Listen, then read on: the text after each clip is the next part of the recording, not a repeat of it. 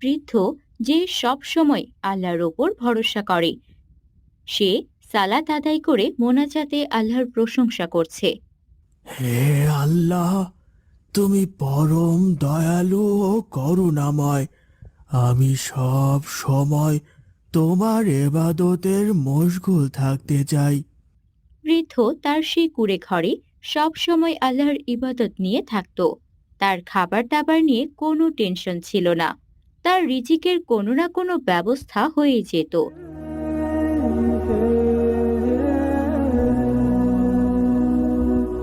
এই বুড়োর খেয়ে দেয়ে কোনো কাজ নাই নাকি? সারাদিন ঘরে কি যেন করে। তারা আল্লাহ নাকি তার সব সময় তার ইবাদত নিয়ে থাকে। এরে গ্রাম থেকে বের করে দিতে হবে, যত সব। হ্যাঁ, একদম ঠিক কথা। ওরে বের করে দিতে হবে। এই কথা বলে তারা সেখান থেকে চলে যায়। একদিন আল্লাহ তাআলা বৃদ্ধর পরীক্ষা নেন। রাতে হঠাৎ খুব ঝড় ওঠে। বৃদ্ধর একটু ভয় লাগা শুরু হয়, কিন্তু তারপরও সে আল্লাহর উপর ভরসা রাখে।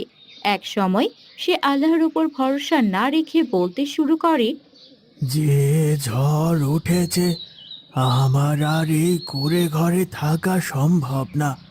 কখন জানি ঘরটি ভেঙে আমার মাথার ওপরে পড়ে। আমি বরং পাশেই কারো বাসায় আশ্রয় দিতে যাই।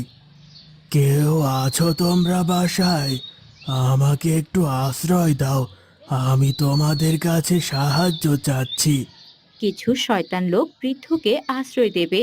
এটা বলে তারা বৃদ্ধকে তাড়িয়ে দেওয়ার প্ল্যান করতে থাকে আর তাদের বাসায় প্রথমে জায়গা দেয়। আসেন আসেন, ভেতরে আসেন, এখানে বসেন। এই, ওনার জন্য কিছু খাবার নিয়ে আসো। লোকটির স্ত্রী কিছু খাবার নিয়ে বৃদ্ধর হাতে দেয়।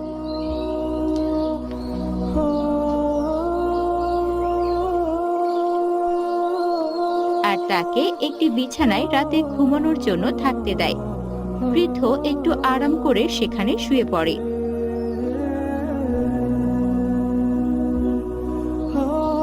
হঠাৎ মাঝরাতে বৃদ্ধ লোকটি স্বপ্নে দেখে তুমি এটা কি করলে? আল্লাহর ওপর তোমার এত ভরসা, তার ইবাদতে নিজেকে সব সময় মশগুল রাখতে, আর আজ সেই আল্লাহর কাছে সাহায্য না চেয়ে তুমি মানুষের কাছে আশ্রয় নিতে এসেছো। এই তোমার ঈমান? হঠাৎ বৃদ্ধর ঘুম ভেঙে যায় আর তার স্বপ্নের কথাগুলো তার চোখের সামনে ভাসে। দু চোখ দিয়ে অঝরে পানি পড়তে থাকে। হে, আমি কি করলাম? এ ভুলের কারণে আমার রব আমাকে ভুলে যাবে না তো? হে আল্লাহ, তুমি আমাকে মাফ করো। আমি তোমার আশ্রয় চাই। আমার একটি ভুলের কারণে তুমি আমাকে মাফ করে দাও। বৃদ্ধ দুহাত তুলে সারা রাত আল্লাহর কাছে ক্ষমা চাইতে শুরু করে। আর সকাল হয়ে যায়।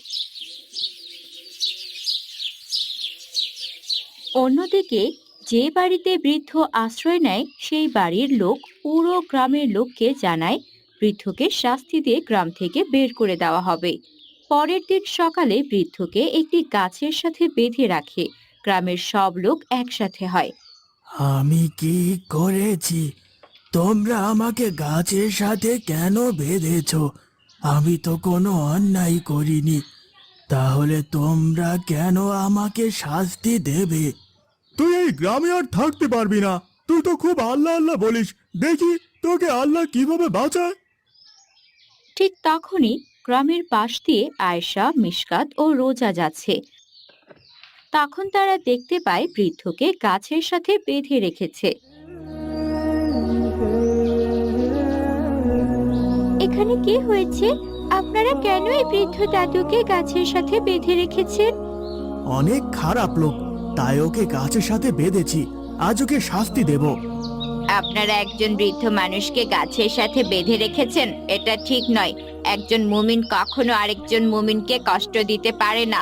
এতে আল্লাহ আপনাদের উপর নারাজ হবেন। আপনারা ওনাকে ছেড়ে দিন। মহিলাটি তার স্বামীর কানে কানে বলে, ওদের সামনে কিছু করা যাবে না, বলাও যাবে না। আপনি এখন ভালো ব্যবহার করুন। ঠিক আছে, ঠিক আছে, তোমাদের কথায় আমরা তাকে ছেড়ে দিলাম। মিশকাত রোজা খুবই খুশি হয়। তারা বৃদ্ধকে বলে, আপনি কোনো চিন্তা করবেন না দাদু ভাই, আপনি নিশ্চিন্তে আপনার বাসায় যান, আমরা আবার আসবো আপনার বাসায়। তারা সেখান থেকে চলে যায়। তারা চলে যাওয়ার পর গ্রামের লোকেরা বৃদ্ধকে গ্রাম থেকে বের করে দেয়। বৃদ্ধ লোকটি তার মনের কষ্ট নিয়ে একটি পাহাড়ের দিকে চলে যায়। ঠিক সেখানে একটি আপেল গাছের নিচে কুঁড়েঘরে থাকে। সে সেখানে আশ্রয় নেয়। হে আল্লাহ, তোমার কাছে শুক্রিয়া। তুমি আমাকে এত সুন্দর থাকার জন্য আশ্রয় দিয়েছো। এখানে আমার রিজিকেরও ব্যবস্থা করে দিয়েছো। এই গাছের সুন্দর সুন্দর ফলগুলো আমার পেটের ক্ষুধা মেটায়। বেশ কয়েকদিন কেটে যায়। বৃদ্ধর সময় খুবই ভালোই কাটতে লাগলো। সে সব সময় আল্লাহ তাআলার ইবাদতে মগ্ন থাকে এবং আপেল গাছের আপেল খেয়ে তার ক্ষুধা নিবারণ করত। একদিন রাতে কয়েকটি ঘোড়া নিয়ে ডাকাতের দলেরা একটি গ্রামে ডাকাতি করতে আসে।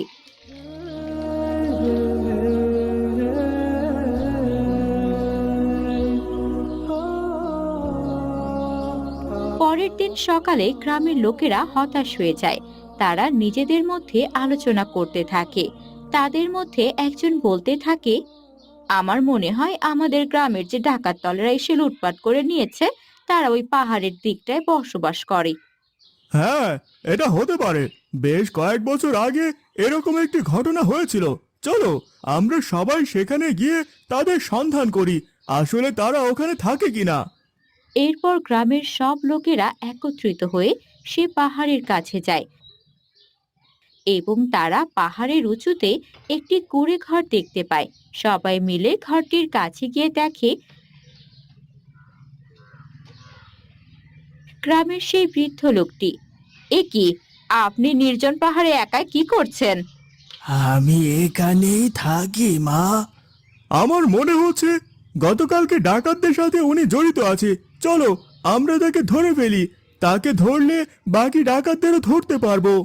ইনি মনে হয় ডাকাতদের সর্দার। ডাকাতদের সাথে ইনি অবশ্যই জড়িত আছে। তোমরা এসব কি বলছো? আমি এগুলো কিছুই করিনি। তোমরা আমাকে ভুল বুঝছো। তারা বৃদ্ধর কথা না শুনে তাকে ধরে নিয়ে যায় এবং তাদের গ্রামে বেঁধে রাখে। তাদের মধ্যে একজন বলে ওঠে, উনি যেহেতু আমাদের সবকিছু লুটপাট করে নিয়েছে, ওনার কঠিন শাস্তি হওয়া দরকার। ওনার একটি হাত ও একটি পা কেটে নেওয়া হবে।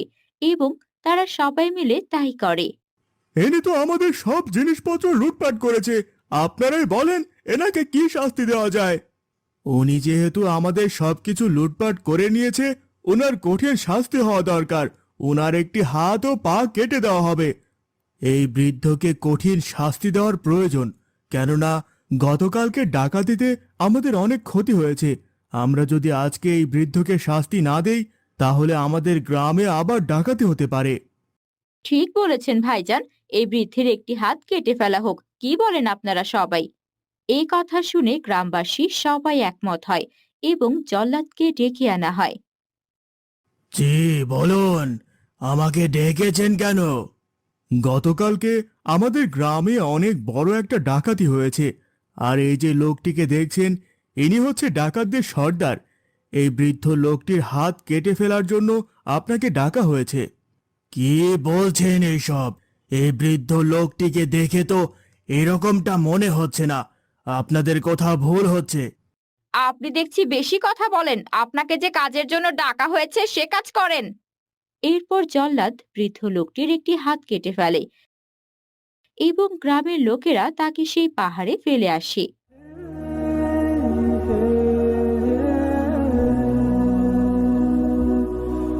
লোকটি ভেতরে গিয়ে তার চোখকে বিশ্বাস করতে পারছে না। এ আমি কি দেখছি? এটা কিভাবে সম্ভব? আল্লাহু আকবার!